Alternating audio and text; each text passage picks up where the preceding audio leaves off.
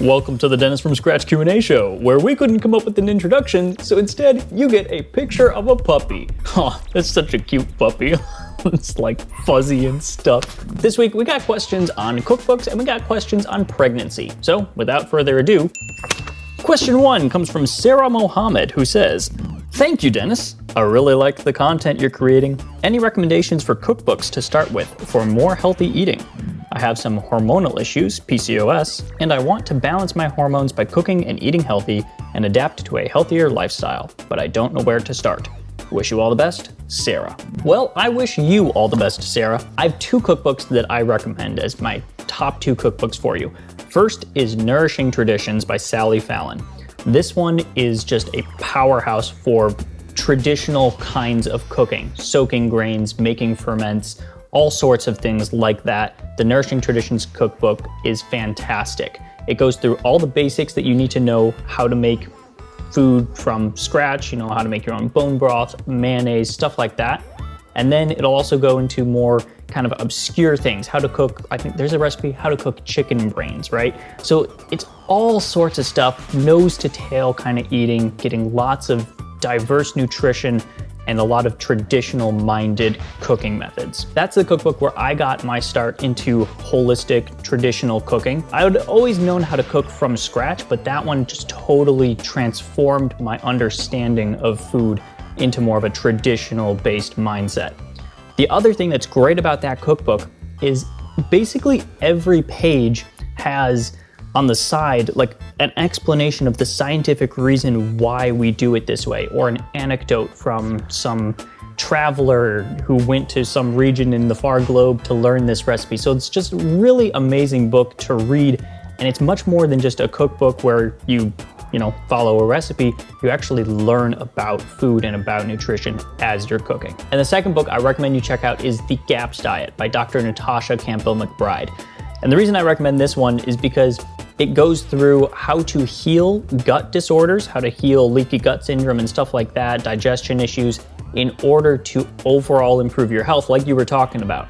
And that one in particular is kind of a protocol as well as a cookbook. So there are recipes in there, but it's a lot more of an information book and a protocol book on how to do the GAPS diet.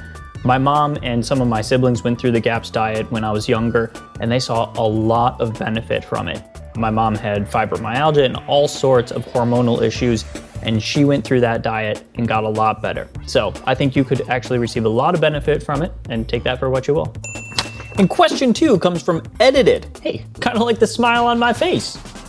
Edited says, "What's your thoughts on Julia Child's recipes?" I'm not particularly familiar with Julia Child's recipes, but I do know that she did study in France, which is a positive because the French are snobby in a good way when it comes to food. I actually talked about this in my last Q&A video, that a few hundred years ago when the cow breeders were changing to a lower quality milk, the French said, no, none of that. We want our good quality milk even if the production is lower. And that's really good because the higher quality milk is really, really healthy for you, not just tastier.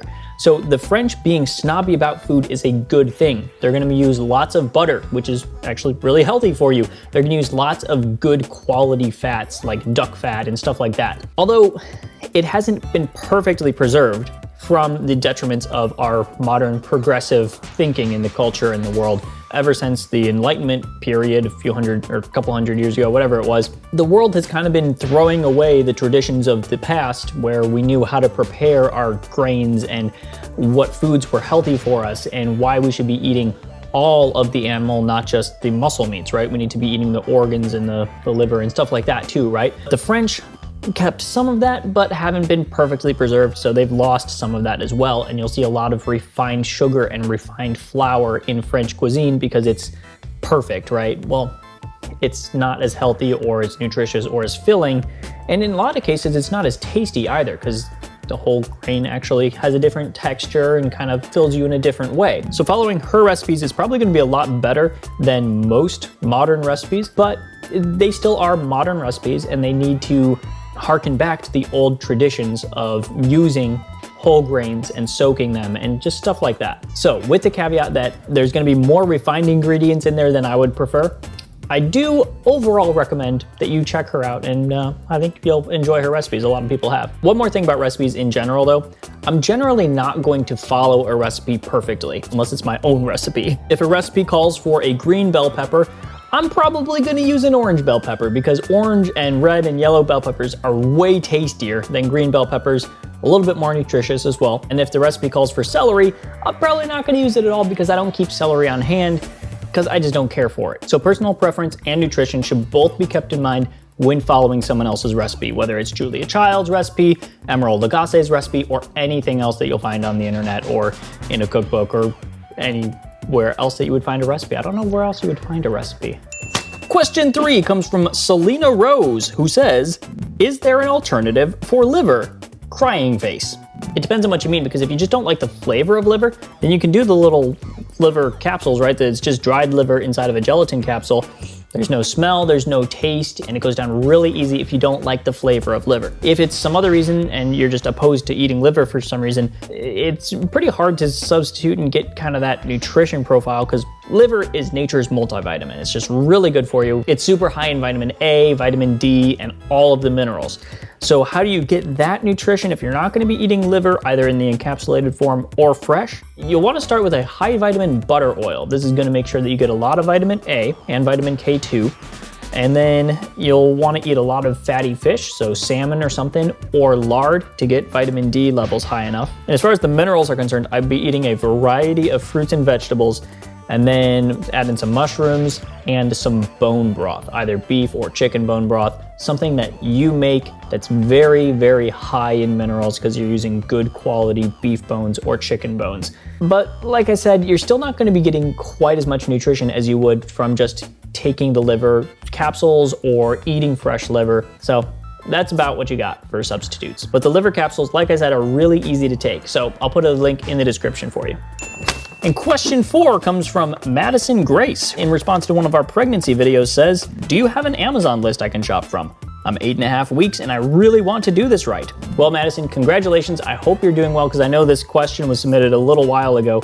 So I hope the pregnancy is going well. My wife actually just today finally made an Amazon list that has all of the supplements that we recommend, as well as some different natural baby products and clothes and towels and all sorts of stuff. I don't know what all she put on there, but I personally am terrible at navigating Amazon's interface, so whenever I tried to do it, it didn't work, but she was able to do it today, so we'll put a link to that list in the description, and I hope that helps you. It's by no means a complete list of everything you would need for a baby, but it is a really good start to help you find things that took us a long time to find, like glass baby bottles with natural rubber instead of the silicone and plastic versions, and just stuff like that. And question 5 comes from Henry Garcia. That's the username, but Ruby is the one who wrote the question. My new favorite channel, thank you. So is your wife in her first pregnancy or pregnant again? Just curious. Anyway, thank you so much, Ruby. Yes, my wife is pregnant again. We're having baby number 2. Baby number 1's like 6 months old and she's doing fabulous, and actually was stopping me from recording a lot of the video because of her grumbling in the background, but you can hear her now.